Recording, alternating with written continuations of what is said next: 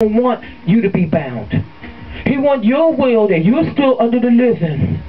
He wants you to continue to be able to do what you are completely able to do, is completely fulfill that will and purpose that He has for you. You had a date that you was born. Nobody was born the exact time, the exact moment, the exact second, and made and everything that's within you but you. And when it's time for you to aspire to cease, that's going to be your time. It's already written.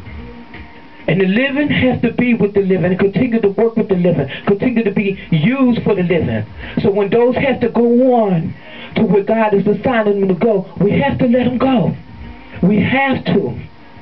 Because we're walking in disobedience under the will that is purpose for us. And we have to understand that. We really do. So I just want to thank the Lord that part one, I pray that you get a little understanding about how loss and grief is another way of binding you, of destroying you, of taking you from the will that God has for you.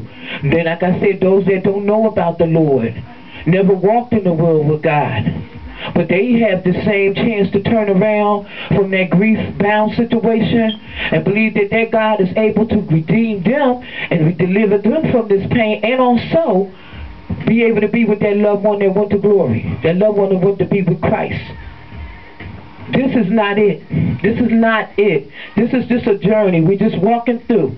This is a trial period. It's a time. We're here to fulfill whatever our will and our lives was written to do. Everything God has already preordained for you is already written. You have to walk through it. Everything ain't always good. And like I said, death and loss is one of the most tragic things for any human being. We wasn't built. It wasn't in our DNA. It wasn't in us to see anything die. Because we had the breath of life that's in God, in us, to live forever. So that's why it's so tragic for us. It's overwhelming for us. But God is a God of redemption and deliverance and to set free, as He did with Lazarus. He brought Lazarus back because Mary was so grieved.